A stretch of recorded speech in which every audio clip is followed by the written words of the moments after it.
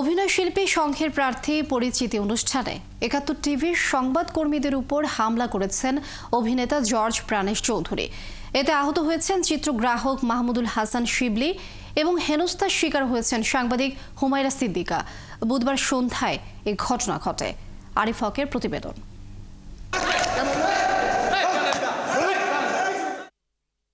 ছোট পর্দার অভিনয় শিল্পীদের সংগঠন অভিনয় শিল্পী সংঘের নির্বাচন ১৯ এপ্রিল।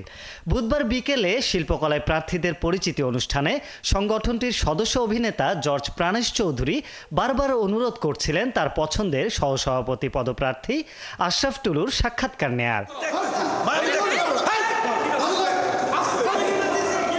তার কথা মতো আশরাফ টুলুর সাক্ষাৎকার না নেয় সংবাদকর্মীদের উপর চড়াও হয় প্রাণেশ। তার পছন্দের প্রার্থীদের সাক্ষাৎকার না নিলে শিল্পকলায় কোনো তারকা প্রার্থীর ইন্টারভিউ না নিতে দেওয়ার হুমকি দেন। আর এই ঘটনার প্রতিবাদ করলে ৭১ টিভির চিত্রগ্রাহক শিবলিকে মারধর করেন প্রাণেশ।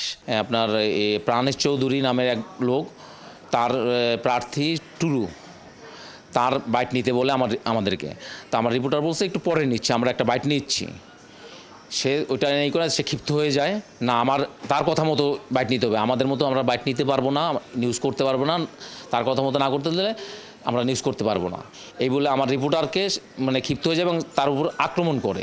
আমি এক পর্যায়ে আমার রিপোর্টারকে সেভ করতে গেলে আমাকে থাপ্পড় মারে, চর থাপ্পড় মারে, আমার ক্যামেরার উপর হাত দেয়।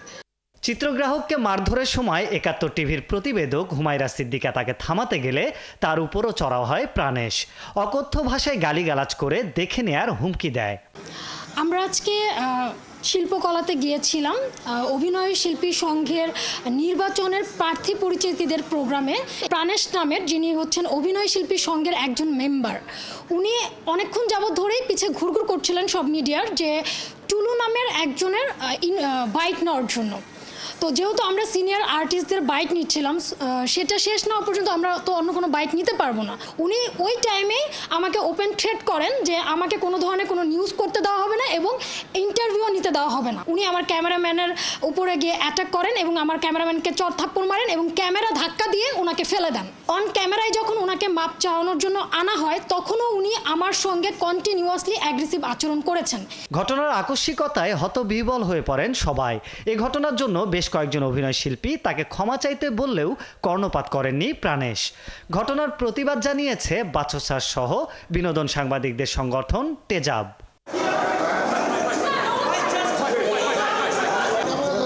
আরিফ হক, ৭১, ঢাকা।